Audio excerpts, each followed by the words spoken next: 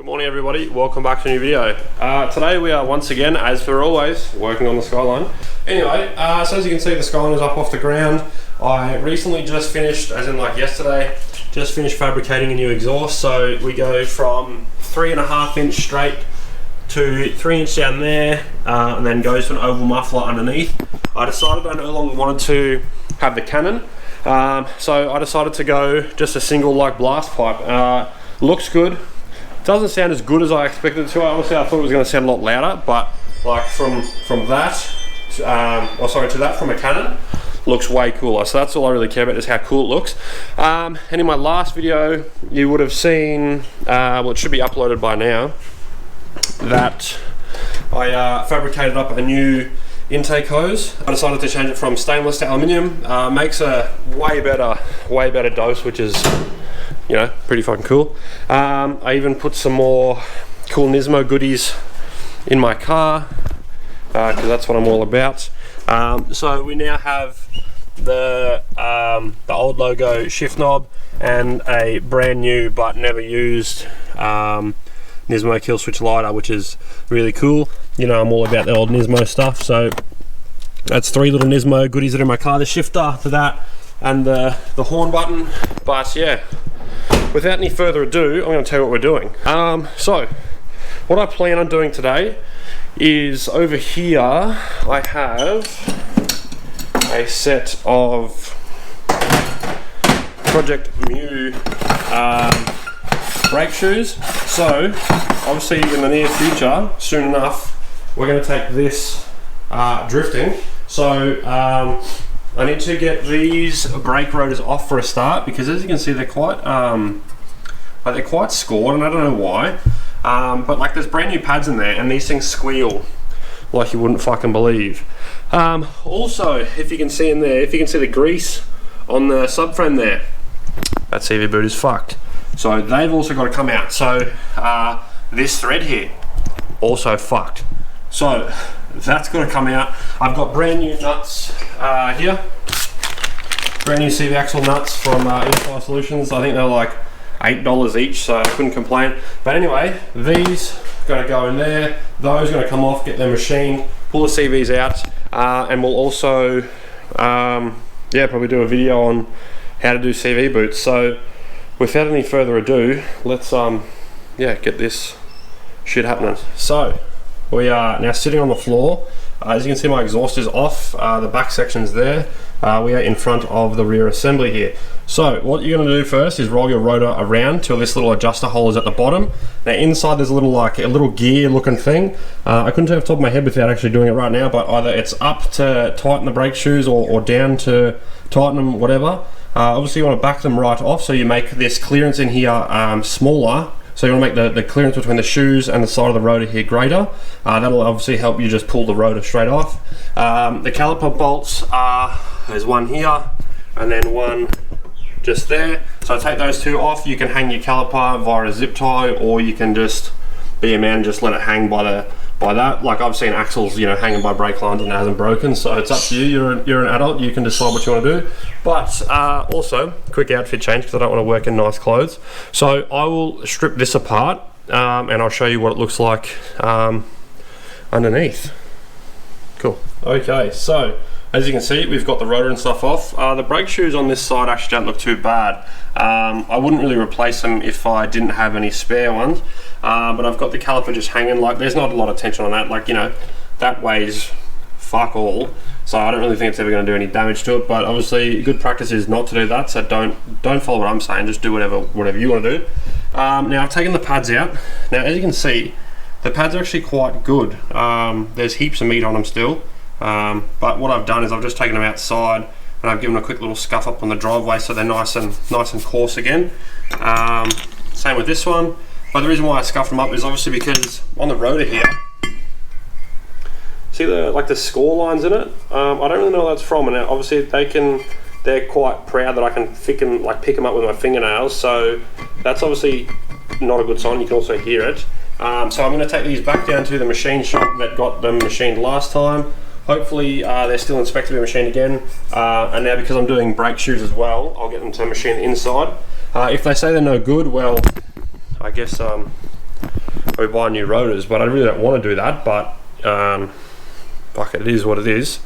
But yeah, because these brakes like are new, not that old, stop really well. Like the brakes in this car are great. I can't complain at all about them. But yeah, what I'll do is I'll go get the other side stripped apart, and then we'll probably go for a little adventure, drop the rotors off, and yeah, come back and keep on keeping on. So yeah, let's go to that side, and I'll come back to you when I've got it all apart. Thread there is not really very good. It is good like up there, like up where my finger is, but not so good here. So these are pretty much loose and ready to come out. Like I could just undo the bolts off the back of the diff over here, and then pull them back out. So before I go anywhere, I'm going to take the actual axles out, see if I can get a tap or a die to fix up myself. Otherwise I'll just take it to a machine shop close to me and see if they can just fix it up somehow, because obviously I've got the nuts here, but the nuts aren't that damaged, but I've still got new ones to go. So new ones, fix that, put new split pins in it. I also spoke to someone at my local Napa store. I'm just going to get new rotors because they're $62 each, whereas it's probably going to cost me like $80 just to get them machined. And being that these been machined before, I don't know if they're going to actually say yes, we can do them or not. So I thought I'll just bite the bullet and I'll just get 2 new ones. So I'll get these CVs out and we'll go from there. All right, so as you can see, one CV is out. Now all it is up here is 14mm bolts, which are those right there. So you just need 2 14mm spanners and a bit of strength, and that will come out. Then you can actually maneuver the CV shaft like down through this way here and get it out. So as you can see, literally everything is still attached, whether it's tow arm, track arm, camber arm, everything is still sitting in situ. Now I've just got to undo these 5 14mm bolts again and get that side out.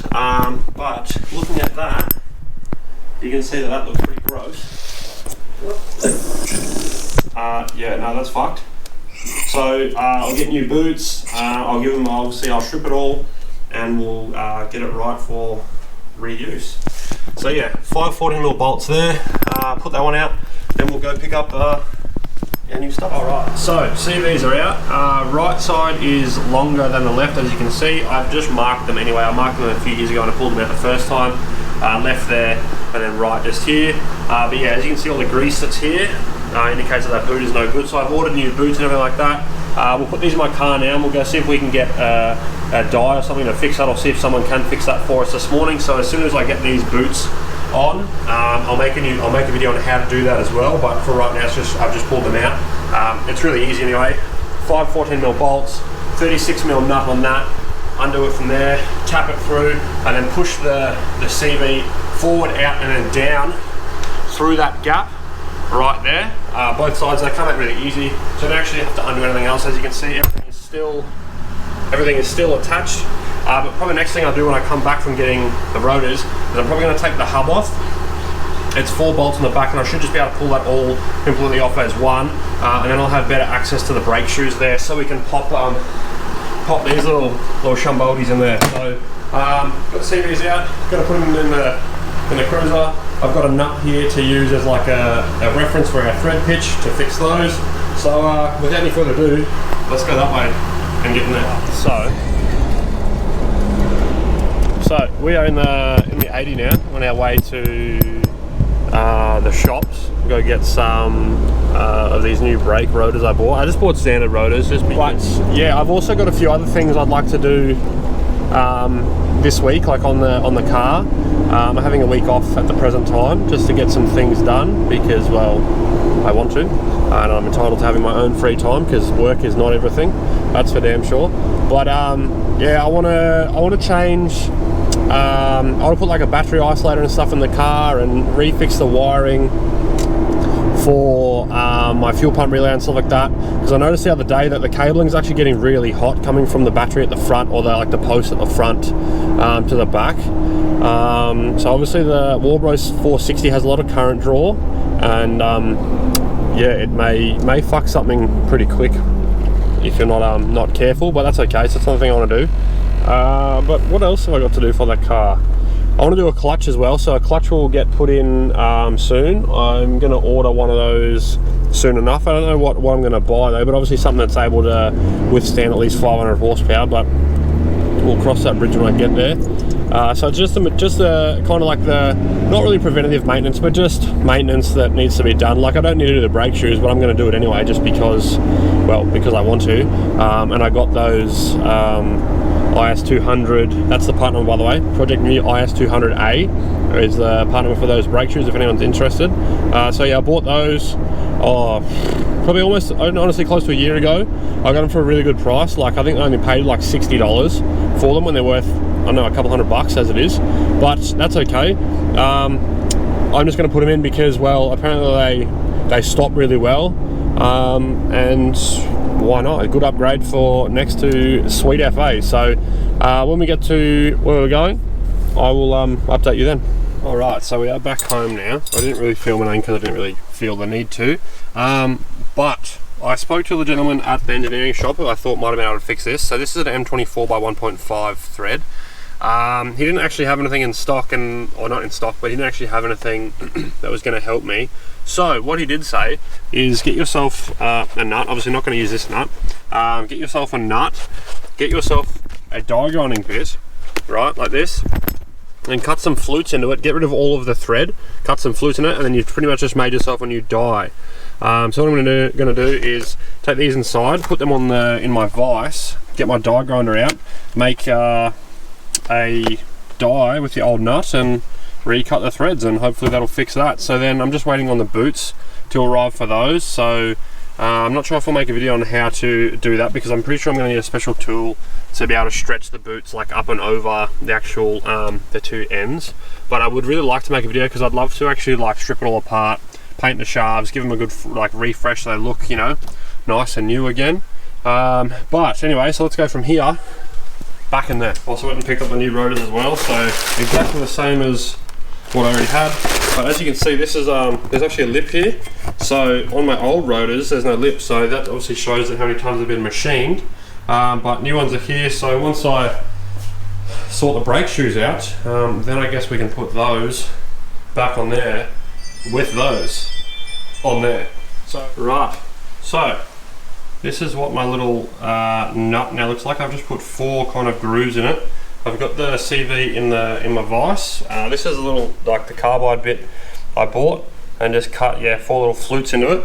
Able to put a little bit of something on here. Pop that on there, and while using a 36mm spanner, you should by rights be able to hopefully just cut this thread. It's definitely cutting because there's shit coming out of the backside of it though, there's flutes, so I guess we'll see as we get further along. After running our little die nut up and down, it's definitely looking better. It's not going to be perfect, but you can see the thread is like a little bit damaged there, but from here pretty much forward is sweet. Obviously that's pretty much where the nut kind of sits up to, so the rest of it, the front part's kind of null and void. As long as you can get it past all that, she's good. But yeah, that's that, so I'm happy with that. I fixed that, and that cost me literally like $10 to get one of those little die grinder bits. But that's that, and yeah, let's move on to this. So it's all apart, brake shoes are there, all your little components are there. These are little locking tabs that go through the side of the backing plate, one on each side. You need to use a flat blade screwdriver to undo them, to pull them out. This is your adjuster, which is at the bottom. I'm going to clean it apart. I'm going to pull it apart, clean it, bit of anti-seize on it, put it back together. This is your lower spring that keeps the two together. You've obviously got the other one that goes through the backing plate on this side. You've got your 2 springs that sit at the top, they pull it together, and it also mounts to up here. And then you've got your dog bone, which goes from here to there. So what I've got to do is take this brake shoe apart and take off this little clevis kind of thing here, and put this arm onto the new one, which is right there, as you can see, and then we'll put it back all on there. I've just taken that arm off of the old brake shoe, so all I did was used like a chisel, punched this split pin kind of like open, or this ring open, with this. So literally just like punch that outwards, slid it off, then put on obviously the arm back onto the new brake shoe, and just use a pair of pliers, literally just squeeze it back shut. I don't advise you to do that, I would advise you get new parts, but that's what I'm doing. So yeah, that's that. So let's put all these brake shoes back on there. Right, so there is the new Project Mu pads on. So as you can see, that's pretty much how it all goes back together. You can see where the springs and stuff go. Just make sure you don't put anything like, you know, in the wrong spot. The adjuster's back up onto the bottom there, which is good. So pretty much you can just move the hub around to get access to obviously everything for both sides. Put a little bit of anti-seize on the adjuster, which is up in there. Now we can pretty much put the rotors back on, and then start putting the pads and everything like that back on there too. So what I'll do is I'll go around and finish the other side, and then yeah, probably just finish up there, and that'll probably be the end of the video for this time. Just like that, that is done. So I'm just going to put all the rest of it back together, like the caliper and stuff on there now. So as I said earlier, this is your adjuster hole. So to adjust it up, right, to tighten it, you go upwards, then to undo it, you go downwards. Right, so pretty much you adjust it all the way up until the rotor stops moving, and then you adjust it back off till you just hear slight drag. Obviously go into your cabin and test your handbrake. But otherwise, mine is pretty much pretty good. So if we go around to the cabin, into the cabin, I'll open the door with dirty hands, and that's pretty much mine locked there, and that's pretty good. So obviously I've got a drift button, and that's that. So if I go and try and move them, that is locked. So that's that. All right. So pretty much I can just drop that from there. Anyway, don't mind me with no hair. I shaved my head just because I was over losing my hair. But anyway, that is what it is. So you get to see what I look like without a hat on. Anyway, so that's where I'm going to find. I'm just going to call the video and end there. So it wasn't very as informative as I would have hoped, but obviously I'm by myself, and I would have liked to do it with someone else, just a little bit more camera angles and whatnot. But if you like the video, give me a like. If you wanted to, you can subscribe to my channel. If not, all good, doesn't bother me. But otherwise, I'll see you in the next video. Thanks, see ya.